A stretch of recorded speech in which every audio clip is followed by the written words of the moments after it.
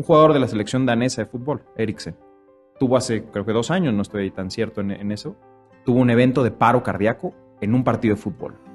Se cae fulminado, no responde, no tiene pulso, sus mismos jugadores y todo el personal del estadio se comportan de manera maravillosa, tapan la escena, nadie lo ve, pero lo que ocurre en ese estadio es que llega un servicio médico especializado, detectan que estaba teniendo una arritmia de estas rápidas, le dan una terapia eléctrica de reversión de la arritmia y lo logran sacar de la arritmia cardíaca, revive el funcionamiento, o reinicia el funcionamiento del corazón, es decir, de paro cardíaco vuelve a latir, y por eso es que mucha gente le dice que tuvo una muerte súbita abortada.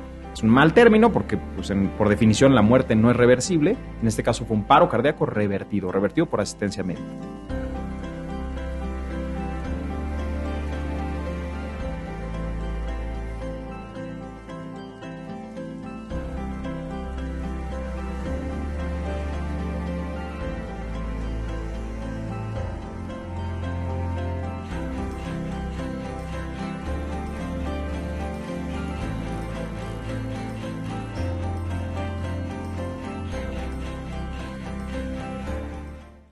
Hola, ¿cómo están todos ustedes? Bienvenidos a un nuevo episodio de Un Café con el Experto de CITIC.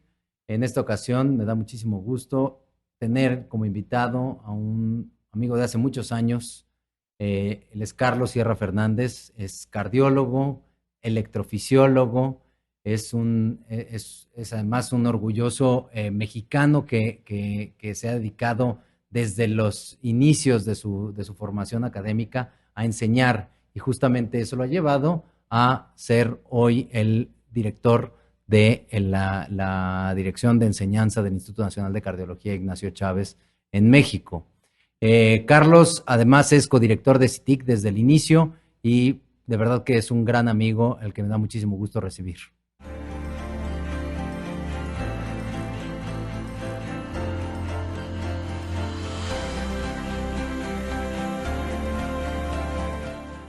Carlos, bienvenido. Muchas gracias por estar acá. Muchas gracias, Alejandro. Gracias por la invitación. La verdad es que primero me gustaría felicitarlos porque el trabajo que han hecho en CITIC, sobre todo en esta parte post-pandemia de educación médica continua, es impresionante. Y este podcast es un gran ejemplo de ello, ¿no? O sea, hacer videos o contenidos ágiles, prácticos, poco más fuera del cartón rígido de una conferencia o un webinar. Creo que hace muy atractivo el espacio y estoy seguro que eso va a redituar en mucha audiencia, muchas visitas, muchos espectadores. Muchas gracias, Carlos. Pues tú eres parte de esto, tú eres parte de CITIC desde el principio y siempre llevando toda la parte de arritmias, de electrofisiología dentro del Congreso que pues hemos compartido que ha crecido afortunadamente, ha gustado y creo que es una buena manera de mantener la educación médica continua. Gracias por las palabras, Carlos. Y bueno, vamos a empezar un poco a hablar primero de ti. Como ya decía yo en el preámbulo, que desde que yo te conozco, porque debo decir que te conocí todavía cuando estabas estudiando medicina en la Universidad de La Salle, y desde que te conocí me queda claro, y yo puedo constar que tú has sido un proactivo de la enseñanza en medicina, y así te reconocen seguro en La Salle, que te conocen desde que dabas clases siendo estudiante, incluso te pegabas, dabas clases. Después, esto te ha llevado a mantener siempre este interés. Eres profesor de La Salle desde hace, ya me dirás cuántos años, pero desde hace más de 10 años. Y esto te llevó también a estar muy cercano a los residentes, en la jefatura de residentes y después a ser hoy el director de enseñanza. ¿Cómo llegas ahí siendo tan joven? Hay que decirlo. Honor a quien honor merece. Eres el director de enseñanza más joven que ha tenido. Yo creo que es el director de un área más joven que ha tenido el Instituto Nacional de Cardiología. Pues, y bueno, tocó enseñanza. ¿Cómo fue? ¿Cómo es eso?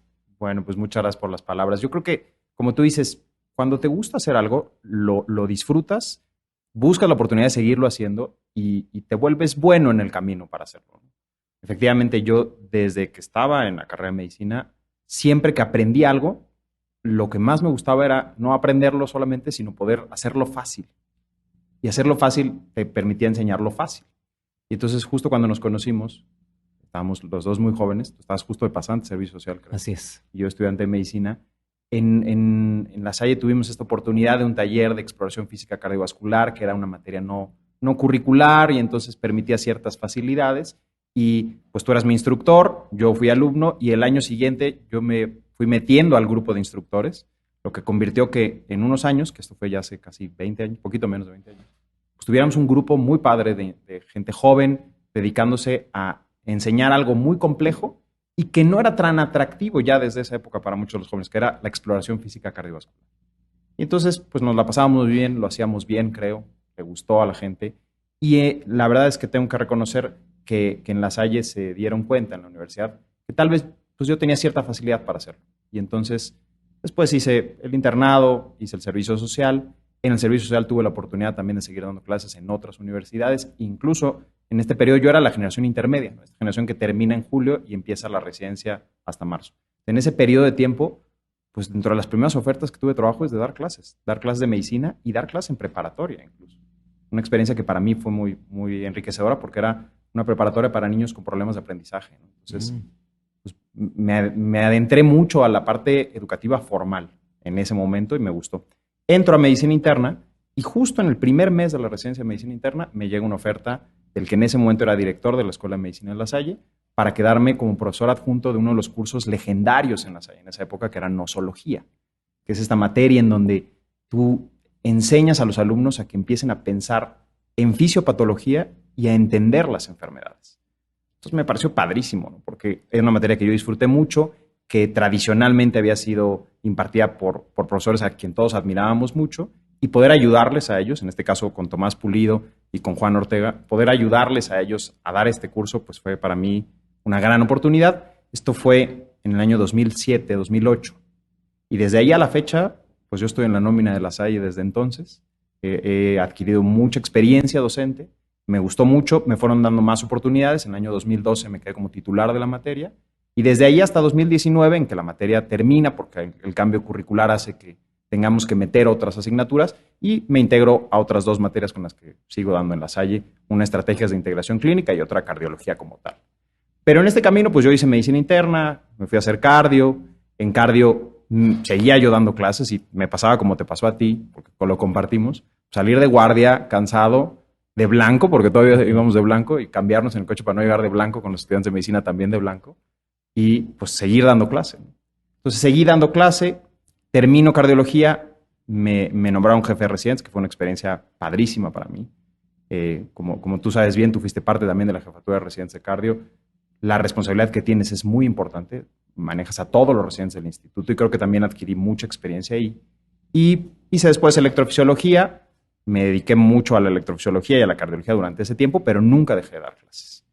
Y al no dejar de dar clases, quise hacerlo mejor ya cuando terminé toda mi educación formal como cardiólogo, como electrofisiólogo, y quise retomar algunos aspectos de educación, de enseñanza, de pedagogía que tal vez había dejado en el pasado y que creo que nos falta mucho a los médicos. Somos muy buenos en lo que hacemos, sabemos mucho en teoría o dominamos un área del conocimiento y nos ponen a la responsabilidad de enseñarla poco después, ¿no? Tú eres hemodinamista, eres el mejor haciendo ciertas cosas y mañana tienes que enseñarle eso a alguien más. Pero nadie nunca te ha dicho cómo enseñar, cómo evaluar, cómo dar retroalimentación, cómo generar un programa académico. Y entonces pues yo sentía que tenía esa laguna muy fuerte y voluntariamente me puse a ver qué forma tenía yo de aprender a hacer eso bien.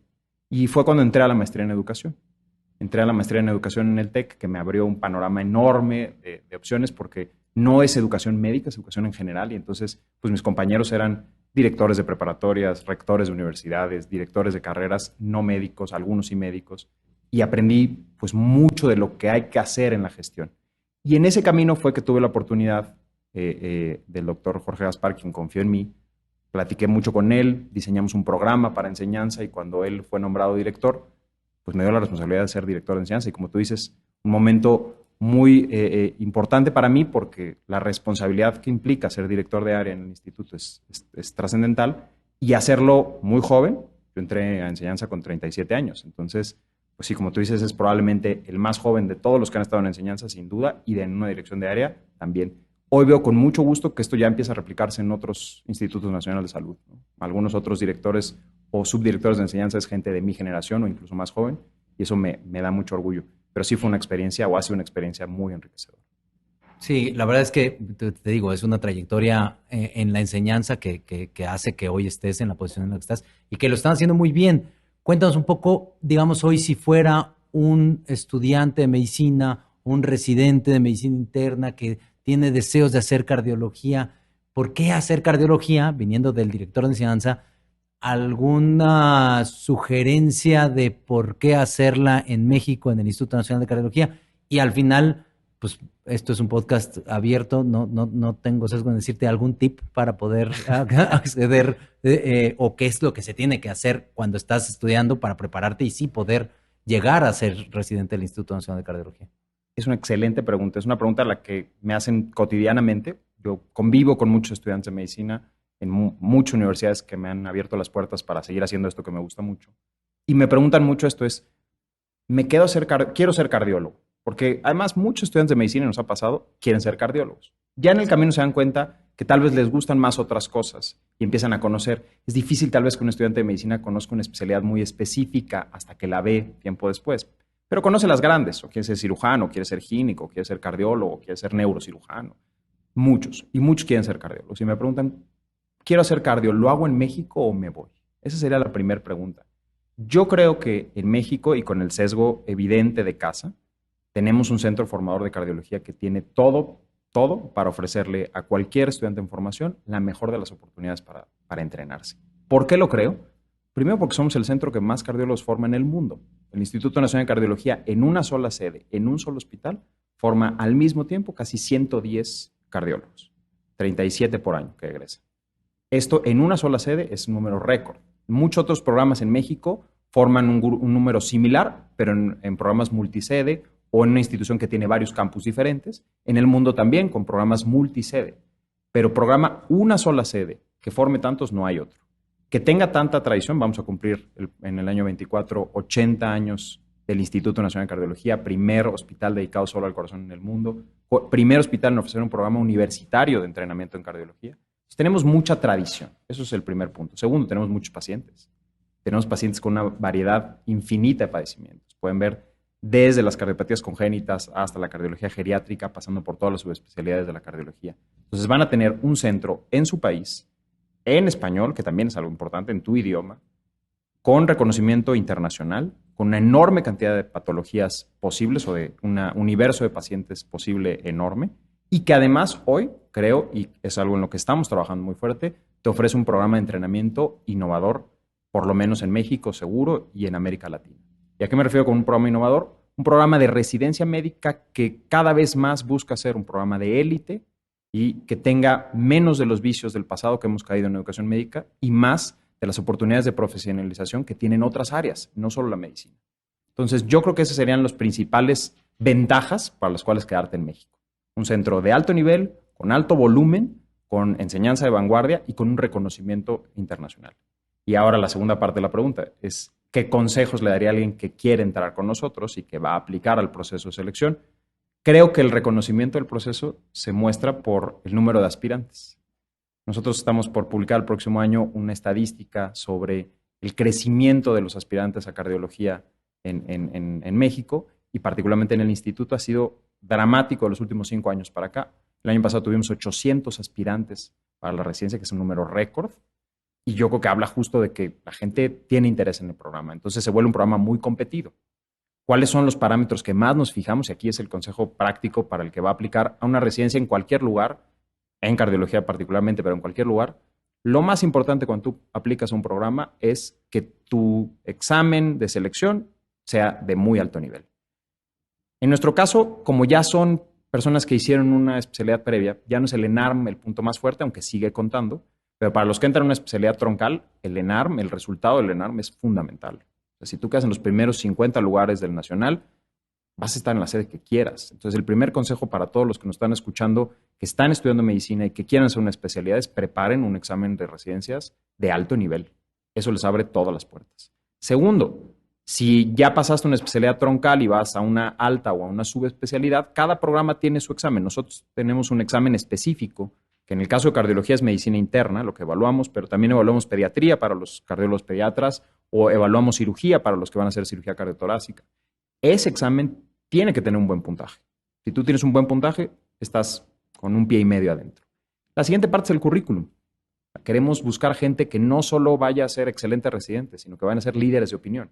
Y un líder de opinión pues se forja desde el principio. Entonces, que ya tengas alguna trayectoria haciendo investigación, que ya tengas alguna publicación, que tengas algo más que solo haber hecho medicina, siempre ayuda.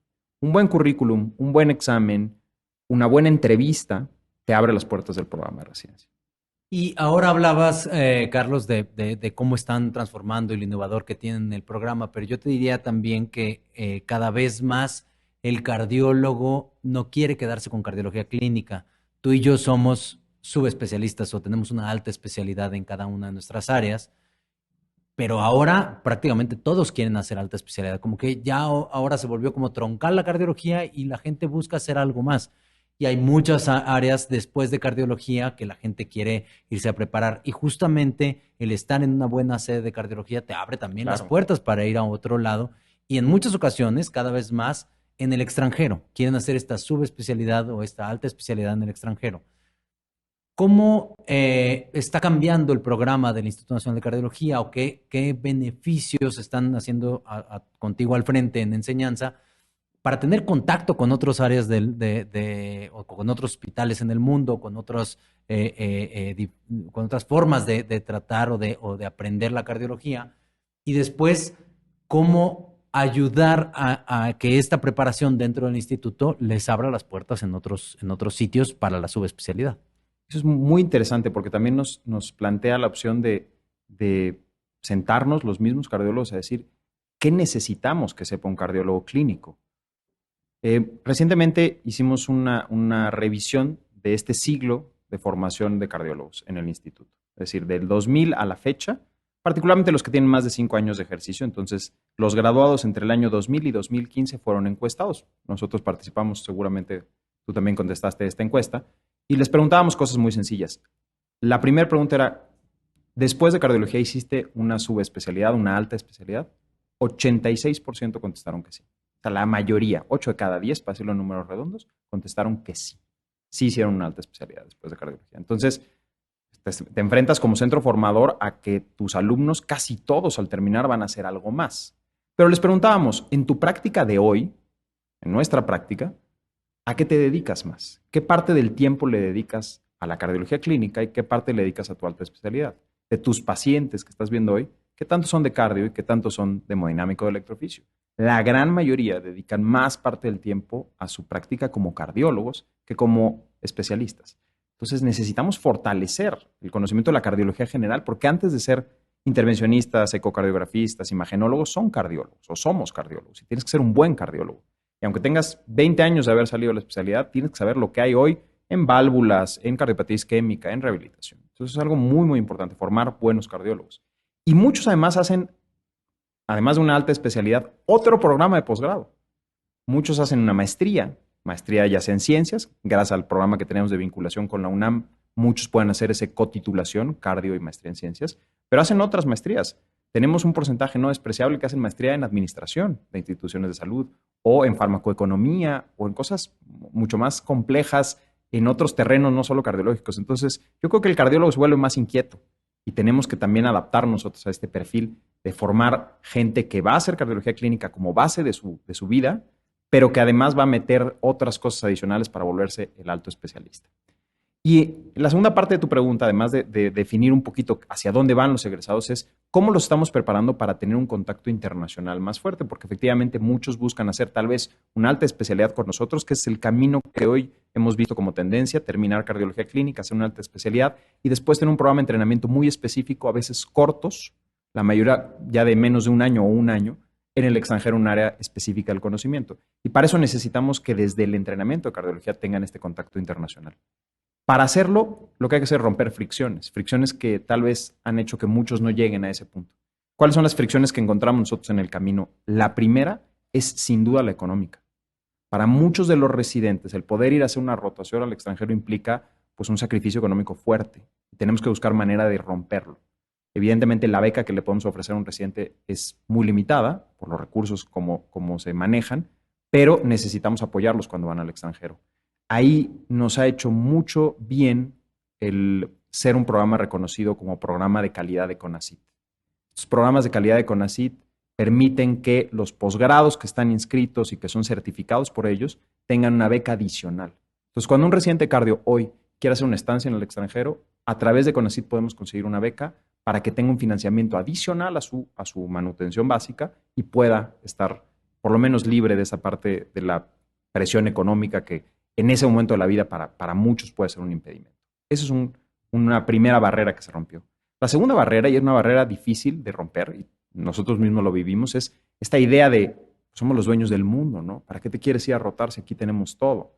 Esa es una primera barrera una segunda barrera que había que romper. Decir, no, tienes todas las facilidades para ir.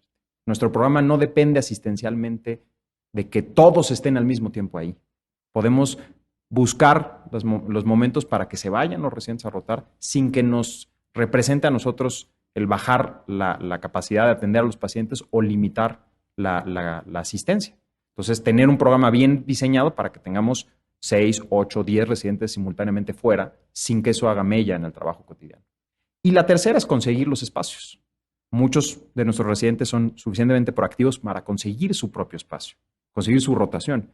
Pero el otro camino es a través de nuestros egresados y de nuestros cardiólogos en otras posiciones que nos han permitido abrir puertas para conseguir lugares específicos en donde creemos que pueden hacer mejor desempeño. Entonces, estos tres elementos han permitido que más residentes se vayan. Desafortunadamente, en el camino de esto se nos atravesó la pandemia. En el año 2020 y 2021 no pudimos sacar a nadie. Prácticamente ningún residente fue a rotar por obvias razones, ¿no? Tanto porque los lugares de formación estaban cerrados, como porque aquí teníamos un problema grave y nuestro hospital se convirtió en COVID y entonces teníamos pues, una carga de trabajo bastante fuerte y esto poco a poco lo hemos ido retomando. Pero ese es un poco el camino que estamos buscando para que tengan más exposición.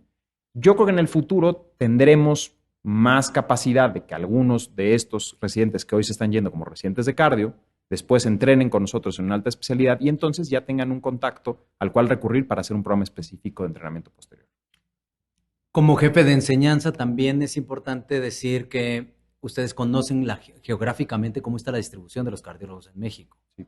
No me refiero en la Ciudad de México, me refiero en todo el territorio nacional. Y te quisiera preguntar, ¿ustedes ven un déficit en algunos estados de cardiólogos y obviamente de subespecialistas? ¿Vale la pena formar más? Ahorita decías tú, 80% o más del 80% hicieron su especialidad, pero no más del 80% lo ejercen, y esto es porque no hay la suficiente infraestructura en los diferentes estados.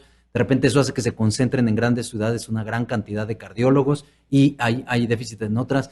¿Hay algún programa para cubrir? Porque estoy hablando con el director de enseñanza del Instituto Nacional de Cardiología.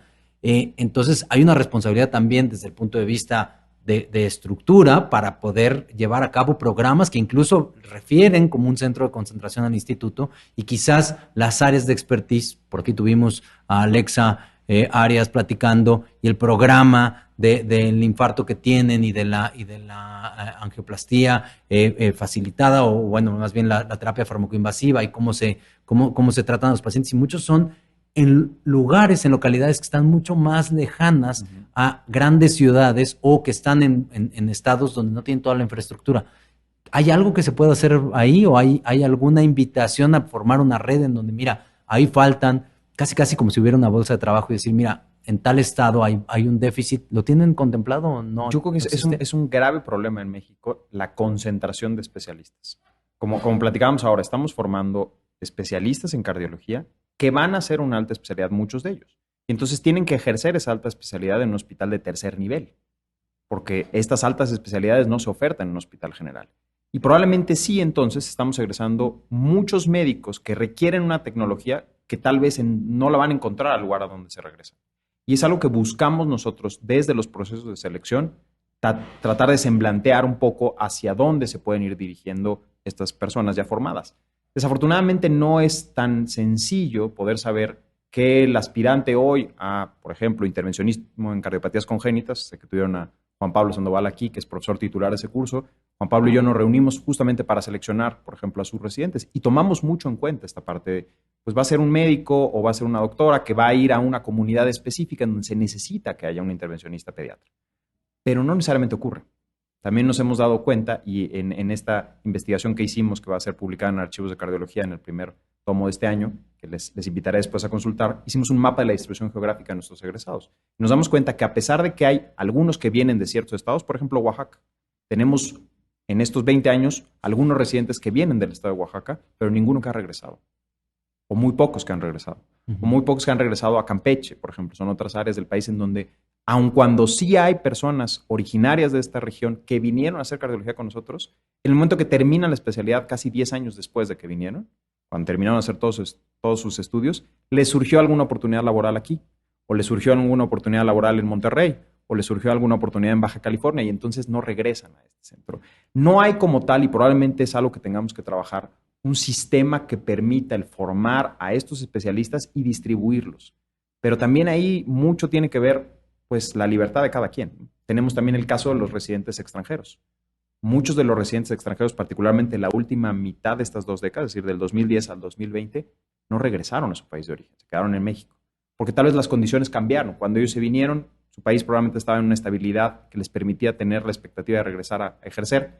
Pero llegan aquí, hacen un muy buen desempeño. La verdad es que son generalmente médicos muy seleccionados, que son el tope de su generación. Llegan aquí, les caen ofertas de trabajo por lo buenos que son y se quedan en México. Y no todos se regresan. Lo mismo les pasa a muchos que vienen del interior, que llegan a la Ciudad de México y reciben ofertas de trabajo. Y entonces concentramos en la Ciudad de México, en Guadalajara o en Monterrey a muchos altos especialistas y tenemos regiones del país en donde no hay. No ha sido, en el tema de infarto, por ejemplo, la cantidad de recursos humanos el problema, ha sido más la infraestructura. Y por la infraestructura es que muchos dirigen hacia dónde se van. Claro. Yo como electrofisiólogo probablemente buscaría irme a un hospital que tenga la infraestructura para hacer electrofisiología. Y entonces mis opciones de hacia dónde irme se empiezan a centralizar. Ese es el problema. Tenemos que empezar a federalizar un poquito esta parte. Y coincido en lo que tú dices. Nosotros como Instituto Nacional de Cardiología tenemos una responsabilidad para formar especialistas para todo el país y distribuirlos. Y hoy no existe tal sistema que permite esa distribución. La formación la tenemos, lo que nos falta es la distribución. Claro.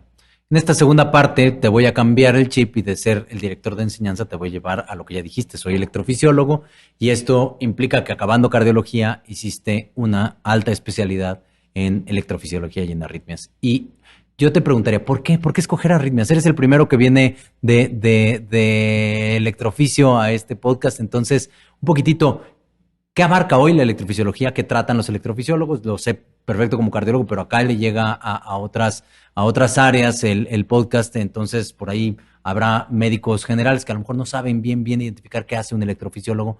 Un poquitito rápidamente, ¿qué haces tú como electrofisiólogo y qué enfermedades, cuál es tu espectro de tratamiento de enfermedades en cardiología? La electrofisiología empieza mal porque el nombre es complicado. Sí. O sea, tú le dices a cualquier persona, soy electrofisiólogo, y no entienden a qué enfermedad me dedico, qué enfermedad veo. A mí me han llegado pacientes que tienen enfermedades neurológicas porque en realidad querían un estudio de electromiografía, un estudio neurofisiológico, y llegan conmigo y no tenían ningún problema. La especialidad ve fundamentalmente los trastornos del ritmo cardíaco. Una buena forma de decirlo sería arritmiólogo. El título universitario en México, en muchos lugares del mundo, es electrofisiología cardíaca, así se ha manejado. El famoso EP en los Estados Unidos pues es algo muy cotidiano, ¿no? Pero en México todavía es un término que no permea tanto ni en la población ni en los mismos médicos. Los electrofisiólogos nos encargamos de ver los problemas del ritmo cardíaco, las arritmias. Y las arritmias es la tercera causa más frecuente de consulta. Después probablemente de la cardiopatía isquémica, que por la epidemia de enfermedad cardiovascular y la hipertensión siguen siendo nuestro pan de cada día para los cardiólogos. El tercero, y no me dejarás mentir, es problemas de palpitaciones, síncope o arritmias complejas. Y eso es justo a lo que nos dedicamos. ¿Por qué un cardiólogo, o por qué, en mi caso, por qué yo decidí hacer electrofisiología? Porque es una rama, primero es la más compleja, representaba un reto. Dentro de todas las ramas de la cardiología, que todas tienen un grado de dificultad importante, la que a veces más nos cuesta trabajo y más árida se vuelve la electrofisiología. Necesitas leerle 2 o 3 veces como para tratar de entender lo que está ocurriendo. Y entonces cuando logras descifrar ese lenguaje, porque así funcionan las arritmias, es un código específico, el mecanismo fisiopatológico de las arritmias es diferente al de todos los demás. Cuando lo logras descifrar y se te empieza a ser un poco más sencillo, la verdad es que es lógico. Y el mecanismo es lógico, el tratamiento es lógico, el pronóstico es lógico. Y es una alta especialidad que te permite tener todo. Tienes consulta, tienes intervención, tienes dispositivos, y a mí siempre me ha gustado mucho la tecnología y esta parte pues me gusta mucho. Tienes dispositivos de avanzada, es una de las especialidades que más se incorpora con la electrónica, con lo último en gadgets y en tecnología. Tienes además investigación de vanguardia, tienes tratamiento médico, es muy completa. Probablemente también como la cardiología intervencionista, ¿no? O sea, estás parte del tiempo en el consultorio, en el hospital, en la sala, tienes de todo. No te centras a solamente ser médico de consultorio, médico de hospital o médico de una terapia intensiva, ves a todos los pacientes. Y también ves a todas las edades, ¿no? Increíblemente nuestro programa de electrofisiología, y te lo digo como electrofisiólogo y también como educador médico, nuestro programa es para cardiólogos pediatras y para cardiólogos de adultos. Entonces vemos niños y vemos adultos y eso también es muy atractivo y también es muy padre. Y además de electrofisiología, las arritmias están presentes en pues, cualquiera de las otras patologías o de las otras enfermedades cardíacas que pudieras encontrar, las pueden acompañar. Y hay un rubro rápido, o sea, rápidamente quisiera pasar por las más comunes, no vamos a ir a todas, pero hay un gran número de pacientes jóvenes que se desmayan y que esto cuando decía síncope es cuando pierden el estado de alerta, que se desmayan súbitamente y recuperan rápidamente la conciencia. ¿Por qué? ¿Por qué es del cardiólogo? ¿Qué enfermedad está ahí detrás? Que hablemos un poquitito de disautonomía y todo esto. Uy, eso es un área que a mí me gusta mucho, que también entiendo que es una zona pues, todavía turbulenta un poco en la medicina, por varios aspectos que vamos a tratar un poquito de descifrar. Me interesa mucho esto también porque pues, hay mucha gente de la que nos está escuchando que no son médicos, que pueden ser pacientes o que son médicos y que ven este tipo de pacientes y a veces no se entiende del todo. Una de las cosas más difíciles para el ser humano es controlar que su presión arterial y su frecuencia cardíaca sean las que necesita el cuerpo en diferentes ambientes. Ahorita estamos sentados y necesitamos poquita presión, ¿no? Pero en 10 minutos que terminemos la entrevista nos vamos a poner de pie y la presión va a necesitar cambiar en segundos. Y si en la tarde tienes un vuelo porque tienes que ir a algo en otro lugar, pues vas a subir 10,000 pies de altura y necesitas que tu presión cambie y vas a bajar a un lugar a nivel del mar y tu presión va a cambiar. De repente, en esta misma ciudad, tú puedes tener en la mañana mucho frío y a mediodía mucho calor y entonces la presión tiene que ser diferente en la mañana y en la tarde. Ese sistema que nos permite adaptarnos al medio ambiente es increíblemente complejo y es muy susceptible a errores. Tenemos que decirlo, pero el ser humano es un animal muy evolucionado, pero no completamente evolucionado. Y en la evolución de las especies, una de las funciones que nos falta todavía por perfeccionar es este control de la presión arterial, de la frecuencia cardíaca y de muchos parámetros que nuestro cerebro controla, que son completamente autónomos. Es el sistema nervioso autónomo. Una de las disfunciones del sistema nervioso autónomo, de las disautonomías en plural, es la que afecta al sistema cardiovascular y que se manifiesta como trastornos de la presión o de la frecuencia cardíaca y que como el resultado final es que se le bajó la presión o se le bajó el ritmo cardíaco, pues lo acabamos viendo los cardiólogos desde hace muchos años. Pero en realidad es una enfermedad neurológica. ¿Por qué la ven los cardiólogos? Por tradición, ¿no? Por tradición, como nos llegaban este tipo de pacientes, nos hicimos expertos en el área. ¿Y por qué la ven el electrofisiólogo? Pues también un poco por tradición, porque mucho es el ritmo cardíaco. Pero este grupo de enfermedades o las disautonomías, pues es huérfana en la medicina. Nadie la quiere comprar. Y no la quiere comprar porque es compleja, porque acompaña a los pacientes toda su vida. O sea, una persona que no tiene un buen control autonómico no lo va a tener nunca y se va a adaptar un poco mejor y va a vivir bien y puede vivir normal. Muchos de nosotros, yo mismo, hemos padecido alguna vez un desmayo de este tipo. Todos nos puede pasar, pero tienes que acompañar a los pacientes a lo largo de la vida y mucho es consuelo, acompañamiento, entrenamiento y no tanto un tratamiento, un medicamento, una intervención que le quite el problema. A los cardiólogos nos gusta ser resolutivos. Llega un paciente con un infarto, nos gusta meterlo a cateterismo, ponerle un stent, destapar la arteria y que el resultado a la media hora sea de estar tapada, estar destapada. O a nosotros en arritmias, tiene una taquicardia, le quemo el foco de la taquicardia y se le quita la arritmia y somos felices. En esta enfermedad no pasa así.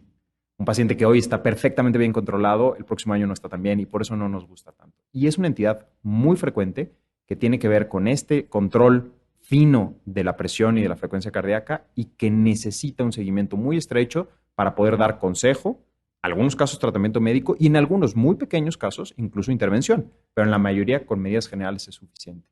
Le pasa a una gran cantidad de la población. Yo creo que todos los que nos están escuchando y todos nosotros aquí, alguna vez ha tenido cierto grado de descontrol autonómico en donde no nos juega una buena pasada y de repente sientes que te desmayas, te mareas o incluso te llegas a desmayar. Pero a algunos les pasa a diario o a algunos les pasa cada semana, a algunos los incapacita y son los pacientes que tienen que acudir con el cardiólogo. Como no podemos tocar todas las áreas de la electrofisiología, me voy a enfocar en otra que también tiene mucho por hacerse, que es la muerte súbita. Cuando hablamos de muerte súbita, ¿De quién estamos hablando? ¿Cuándo podemos decir, bueno, alguien, pues todos morimos súbitamente, en algún punto cuando te mueres, pues te moriste súbitamente, pero estrictamente existe un grupo de pacientes que tienen este complejo denominado muerte súbita. Y en algunas ocasiones incluso se puede prevenir. En otras ocasiones alguien puede salvarse de ese evento conocido como muerte súbita y después podemos volver a prevenir que le vuelva a pasar. Y hay muchas cosas que se tienen que hacer no solamente desde el punto de vista médico, sino también desde el punto de vista social, político, etcétera, para poder prevenir esta cantidad de pacientes que mueren súbitamente, sobre todo en áreas comunes. ¿Qué hay de la muerte súbita, Carlos, desde tu perspectiva? ¿Quiénes son los que tienen más riesgo de padecerla? ¿Cómo podemos prevenirla? ¿Y qué debería de existir si como cardiólogo, como electrofisiólogo recomiendas o pudieras hacer la recomendación, te escucharan? A veces un movimiento político puede salvar muchas más vidas que a lo mejor muchos médicos, porque tenemos dispositivos, ya decías que te gustan los dispositivos, para muerte súbita hay. Entonces, cuando hablamos de muerte súbita, ¿de qué estamos hablando, Carlos? ¿Y cómo prevenirla en caso de que se pueda prevenir o predecir? Sí, muerte súbita es un capítulo que nos interesa mucho a los cardiólogos, nos hemos dedicado mucho tiempo, particularmente a los arritmiólogos o electrofisiólogos, porque se refiere al hecho de que en algún momento dado, sin previo aviso o con muy poco aviso previo, el corazón se detiene. Y en realidad el término correcto es paro cardíaco. El corazón se para. Y el corazón se para porque ocurrió alguna catástrofe hemodinámica, es decir, algún problema que impide que la sangre se bombee por el corazón, y generalmente este problema es una arritmia. Una arritmia ya sea que de plano se pierda el ritmo cardíaco por completo o que venga una arritmia suficientemente rápida como para que el corazón se desorganice, una taquicardia ventricular. Estos eventos pueden ser primarios, es decir, que la enfermedad sea justamente el producirle arritmias a las personas, o secundarios, otras condiciones dentro del mismo corazón o dentro del mismo organismo que lo llevan a tener un desenlace de paro cardíaco. Y como tú dices, afortunadamente el evento de paro no es determinístico, es decir, la gente que tiene un paro cardíaco no necesariamente nunca más va a volver a latir ese corazón. Si recibe ciertos tratamientos, puede volver a latir ese corazón. El ejemplo que a mí me parece ahora, además, coyunturalmente más atractivo de esto es un jugador de la selección danesa de fútbol, Eriksen. Tuvo hace, creo que 2 años, no estoy tan cierto en eso, tuvo un evento de paro cardíaco en un partido de fútbol. Se cae fulminado, no responde, no tiene pulso, sus mismos jugadores y todo el personal del estadio se comportan de manera maravillosa, tapan la escena, nadie lo ve, pero lo que ocurre en ese estadio es que llega un servicio médico especializado, detectan que estaba teniendo una arritmia de estas rápidas, le dan una terapia eléctrica de reversión de la arritmia y lo logran sacar de la arritmia cardíaca, revive el funcionamiento o se reinicia el funcionamiento del corazón, es decir, de paro cardíaco vuelve a latir, y por eso es que mucha gente le dice que tuvo una muerte súbita abortada. Es un mal término porque, pues, por definición, la muerte no es reversible. En este caso fue un paro cardíaco revertido por asistencia médica. Este jugador se va a un hospital, estudian su caso en el hospital, determinan que tiene una enfermedad primaria del ritmo cardíaco, es decir, su ritmo cardíaco en algún momento, por ciertas circunstancias, puede desorganizarse tanto que lleve que el corazón se pare, y entonces le colocan un aparato, que es un desfibrilador, para poder detectar cuando esto le ocurra, y que si le ocurre, poder darle en ese mismo momento una descarga eléctrica suficientemente fuerte como para reiniciar el corazón. Y entonces le colocan un desfibrilador, se recupera rápidamente, sigue entrenando y juega este mundial. Jugó el mundial con un desfibrilador. Esa es la historia de éxito. ¿Qué tuvo que pasar para que este jugador de alto rendimiento hoy jugara un mundial con el desempeño natural y esperado para su equipo, pero con alto rendimiento? Pues tuvo que pasar que vivía en un país o vive en una comunidad, la comunidad europea, que tiene una cultura del paro cardíaco, donde los estadios de fútbol, sitios donde se congregan miles de personas, tienen equipos médicos ahí presentes para que si se presenta esta situación o se da esta situación, puedan revertirlo a tiempo. Pudo tener acceso a un servicio de salud que le dio un estudio completo, que determinó que necesitaba un dispositivo, le colocaron este dispositivo, lo revisaron bien, lo programaron bien, le dieron seguimiento apropiado.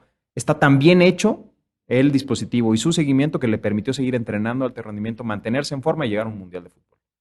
En esa cadena de cosas, pues en nuestros países en América Latina tenemos muchos puntos en donde se hubiera trabado esta situación. Primero, lo que tú decías, espacios públicos. Si esto le pasa a una persona en un espacio público, desafortunadamente en México, no necesariamente va a tener acceso a un desfibrilador externo que le permita reiniciar el ritmo cardíaco. Segundo, probablemente si sí tiene acceso y lo reaniman y lo desfibrilan y sale, probablemente el seguimiento posterior pues, lo va a hacer en un lugar en donde no tengan la experiencia en manejar estos casos, que afortunadamente son poco frecuentes.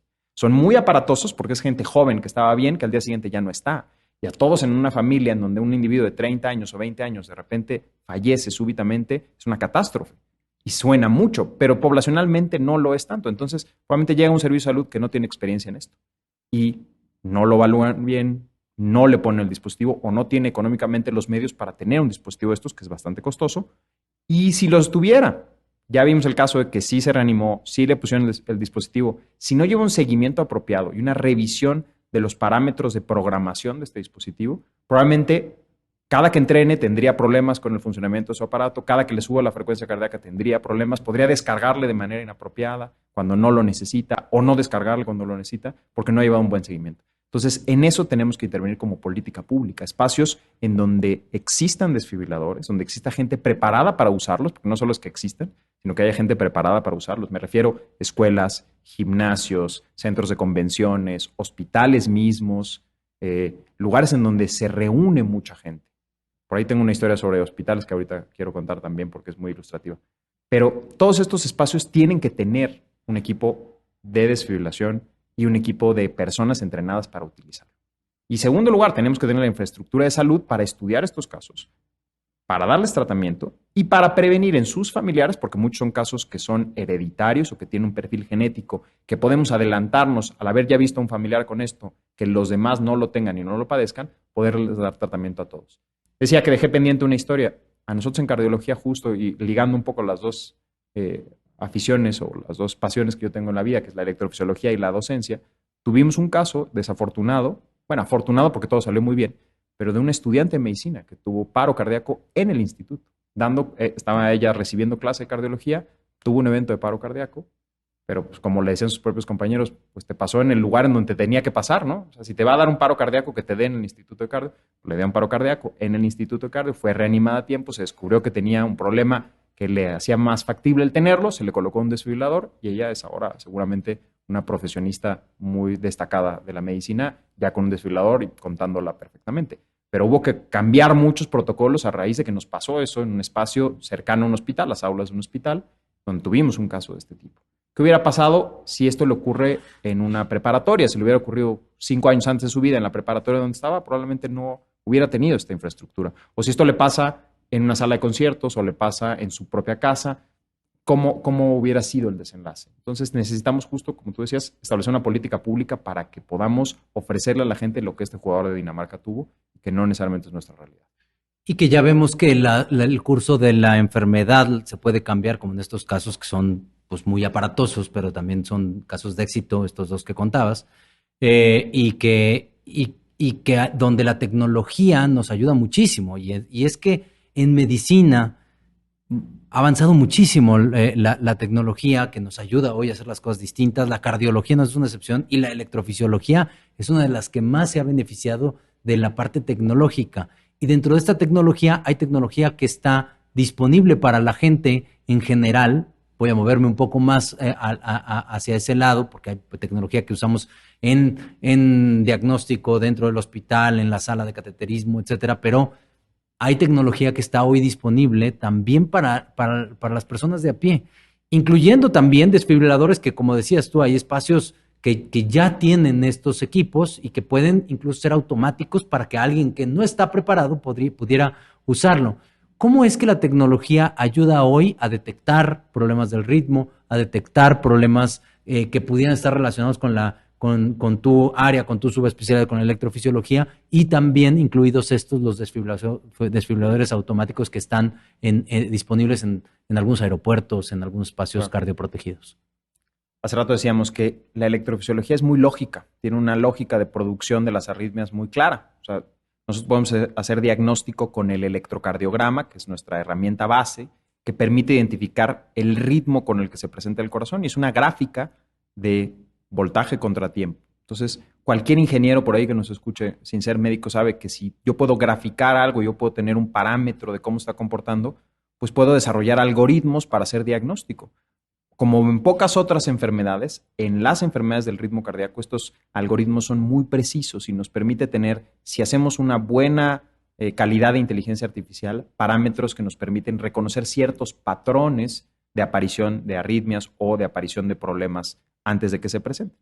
Y esto lo sabe la industria de los dispositivos portátiles y hoy en día entonces tenemos dispositivos que son de muy buena calidad que nos permiten grabar signos vitales de manera continua. Me voy a un caso específico. En los Estados Unidos el año pasado había 25 millones de personas que traían en ese momento, o sea, que usan de manera cotidiana un dispositivo de medición de frecuencia cardíaca. O sea, hay por ahí 25 millones de americanos que están todos los días registrando su frecuencia cardíaca. Todos esos datos que se generan seguramente nos darán mucho que aprender en el futuro, ¿no? Saber una población completa, medirle todo el tiempo la frecuencia cardíaca y ver cómo se comporta, seguro nos dará un parámetro. Pero por lo pronto sabemos que hay gente que ya en la calle está teniendo monitorización de sus propios parámetros vitales y por lo tanto puede convertirse eso en un aliado y en un problema. ¿Por qué en un aliado? Porque hoy en día podemos fácilmente comunicarnos con nuestros pacientes y ver cómo les está yendo en casa, cómo se está comportando su frecuencia, su presión arterial, su ritmo cardíaco, su oxigenación con mucha facilidad. Después de la pandemia, yo creo que no hay casa en México que no tenga un termómetro y un oxímetro, o en general, pues. Esto como médicos nos podría permitir hacer mucho del monitoreo remoto. Pero si nos vamos más avanzados, algunos de estos dispositivos empiezan a integrar esa información. Caso concreto, el reloj de Apple, el Apple Watch, tiene la capacidad hoy de tomar un electrocardiograma con un grado de precisión bastante bueno. O sea, el registro que toma no es malo. Por supuesto, el diagnóstico lo tiene que establecer un médico, pero el registro no es malo y algunos algoritmos básicos le permiten identificar arritmias que son muy fáciles de leer para estos aparatos y que tienen un alto grado de sensibilidad diagnóstica, como la fibrilación auricular, que es dentro de las arritmias que decíamos la más frecuente de todas, que tiene efectos catastróficos, sobre todo por el riesgo que tiene de formar coágulos y esos coágulos producir un embolismo. Estos dispositivos ya pueden detectarlo. Entonces yo a muchos pacientes, como práctica cotidiana, a veces les digo, si tienes uno de estos dispositivos, úsalo para monitoreo. Me sirve para ver qué tan bien o qué tan mal está controlada la arritmia o cuando le aparece un episodio súbito de la arritmia con mucho grado de precisión. Entonces, lejos de verlo como un riesgo, lo veo como una oportunidad y yo soy de esos médicos que sí prescriben aplicaciones y que sí prescriben dispositivos. Pero por el otro lado puede ser también un enemigo porque la sobremonitorización nos lleva a tomar conclusiones también que no son correctas. Muchos pacientes que están obsesionados con esta medición de parámetros biométricos, de repente empiezan a notar patrones que pueden tener lógica, pero que no necesariamente es una lógica biológica. Es decir, si te cambió la frecuencia cardíaca de 70 a 60, no pasó absolutamente nada, aunque es un cambio porcentual más del 10%, para la biología eso no representa nada, es absolutamente normal. Y entonces también han proliferado muchos pacientes que se angustian porque de repente ven cosas que no pueden entender bien y que parecen muy aparatosas y que llegan verdaderamente con mucha ansiedad o mucho temor al consultorio porque su dispositivo les mostró una alerta que en realidad biológicamente no tiene relevancia. Entonces, nos falta mucha educación también a la población y a los propios médicos sobre estos. Y la otra parte de la pregunta que me decías, el uso de desfibriladores automáticos. Decíamos esto de la inteligencia artificial, que ya es muy sencilla. Antes hablar de inteligencia artificial pues era una cosa como de ciencia ficción, pero hoy creo que yo no voy ya de un lugar, por ejemplo, ahora que salga de aquí para ir al consultorio, pondré el Waze para que me diga dónde llegar. Aunque sé cómo llegar perfectamente, pues tengo un aparato que procesa en tiempo real el tráfico, la distancia, etcétera. Eso es inteligencia artificial. Hoy en día puedes hacer esto en miniatura en un aparato que le permite detectar una arritmia grave y decidir si lo que necesita ese paciente es una descarga eléctrica o que le sigas dando compresiones. Un desfibrilador automático justamente permite que cualquier persona con mínimo grado de entrenamiento le ponga a un paciente algo en el pecho, detecte si hay una arritmia o no, y si la hay, dé un tratamiento con descarga o le diga a la persona, ¿sabes qué? Esto no tiene tratamiento con descarga, síguele dando compresiones y busca otra ayuda en automático. Se requiere cierto entrenamiento, pero son dispositivos ya prácticamente que lo hacen todo. Y esa otra parte del entrenamiento va muy ligado a lo que decíamos de políticas públicas, porque puede ser que aquí en este edificio haya un desfibrilador automático, pero no necesariamente hay una ley que obliga que las personas que habitan en este lugar tengan una capacitación que puede ser de menos de un día para poder utilizarlo y para poder responder ante una emergencia. Y es algo que tenemos que impulsar nosotros. Sin duda. Nos va a faltar mucho de qué hablar, marcapasos, la gente que lo necesita, terapias para hacer ablación de arritmias. Entonces te invitaremos nuevamente para poder platicar de eso, porque sin duda es muy interesante. Pero quería tocar a ver, un poquito los mitos que hay detrás porque muchas personas han escuchado de un marcapasos, pero no muchas personas han escuchado de un dispositivo para evitar una muerte de origen cardiovascular, un paro cardíaco. Pero bueno, antes de terminar, Carlos, siempre les preguntamos a nuestros invitados un caso bueno, un caso de éxito, un caso que no haya sido de éxito. A veces por ahí las enseñanzas son más marcadas cuando la historia no termina bien, pero que nos compartas un caso que haya marcado a Carlos Sierra a lo largo de su formación y de de su vida diaria como cardiólogo, como electrofisiólogo. ¿Algún caso que recuerdes que quieras compartir con nosotros que te haya marcado o que te haya hecho tomar una decisión o que te haya cambiado el rumbo de tu vida, de tu forma de tratar a los pacientes? ¿Algo? Uy, qué buena pregunta.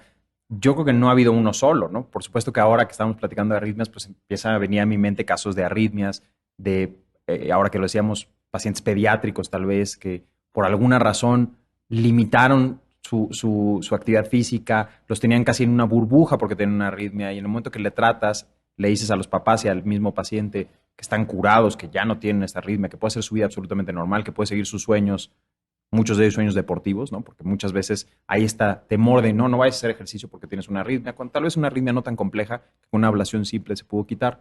Y pues es muy agradable poder estar y vivir esa experiencia. Tengo particularmente ahí un caso que viene a la mente de un niño de 7 años que tenía un Wolff Parkinson White, que le habían una arritmia muy frecuente, sencilla en términos generales, pero que les habían vendido la historia casi como que era un riesgo de muerte súbita inminente. El niño vivía en una burbuja, lo tenían sobreprotegido. Logramos quitarle la arritmia con una ablación, que es un procedimiento simple, sin complicaciones, de un día para el otro.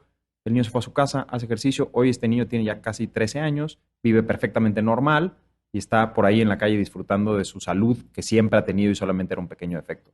Porque me acuerdo de las arritmias, pero casos que me han marcado, híjole, muchísimos. Desde el internado o la residencia de medicina interna o la residencia de cardiología, o muchos casos. Yo creo que se suma todo a decir que lo que hacemos más nosotros es acompañar a los pacientes en su enfermedad. A veces modificas un poco el curso de la enfermedad, a veces mucho y la curas, pero generalmente los acompañas. Y ese acompañamiento es lo que a mí me parece apasionante. Poder estar con la gente, este toque humano, que lo podemos hacer nosotros y no lo va a poder hacer nadie más.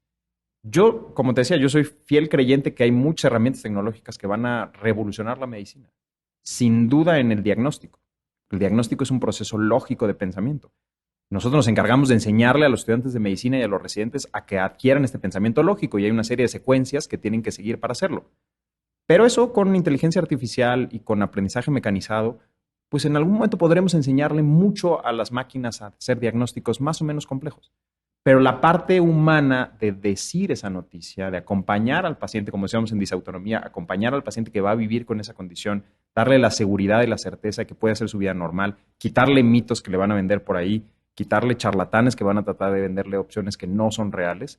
Eso es lo que a mí me llena en la medicina. Poder dar esa certeza, esa confianza o ese consuelo cuando no hay otra cosa más. Eso solo es humano y solo lo vamos a poder hacer nosotros. Sin duda. Gracias, Charlie. Muchas gracias por compartir este tiempo con nosotros. De verdad, siempre es un gusto platicar contigo. La claridad con la que hablas, lo simple que haces, lo que a veces son temas que son áridos, a veces complejos, pero lo simple que lo haces y la perspectiva que le das con esa facilidad de palabra que tienes, siempre hace que sea muy, muy agradable platicar contigo. Estamos cerrando ya el año. Quisiera preguntarte, ¿qué nos tienes preparado desde el lado de electrofisiología para el curso CITIC 2023 en junio?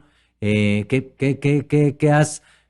vamos a ver desde el lado de electrofisiología, del lado de arritmias? El asistente que podría encontrar cuando va a CITIC del próximo año? Bueno, yo creo que el asistente de CITIC ya viene con una expectativa muy alta porque se la hemos puesto así, ¿no? CITIC es un curso diferente. Dentro del universo de cursos que tú tienes de cardiología, que ya son demasiados en el año, tú vas a un curso en donde vas a ver justamente lo más nuevo y vas a tenerlo en una experiencia diferente.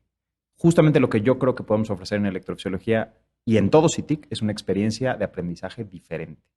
Ya no es solamente la plática magistral, escuchas un maestro que viene a hablar media hora sobre el tema que más domina y es tu participación como ir al cine, escuchar una película. Más experiencias de habilidades prácticas, de hands-on o de talleres o de recursos en donde tú interactúas directamente con una persona que está dedicada esos minutos a transmitirte algo en particular. Creo que si podemos particularizar la experiencia de aprendizaje de un asistente, haremos mucho más que tener tal vez un volumen enorme de asistentes que van a recibir una fraccioncita de aprendizaje en el curso. Esto es lo que tenemos que cambiar también. Nosotros como asistente lo hemos vivido. Si tú vas de asistente a un curso nada más pasivamente, te vas a llevar muy poco. Lo que necesitamos es cursos más activos o más proactivos. CITIC siempre lo ha sido y queremos que este año sea todavía más inmersivo, una experiencia 360 en torno, en mi área, a la electrofisiología, pero yo creo que va a ser así para todos. Muchas gracias. Pues gracias, Charlie. Felices fiestas. Muchas gracias por estar con nosotros. Y gracias sobre todo a ustedes por haber estado con nosotros en esta edición de Un Café con el Experto en CITIC, en el podcast de CITIC.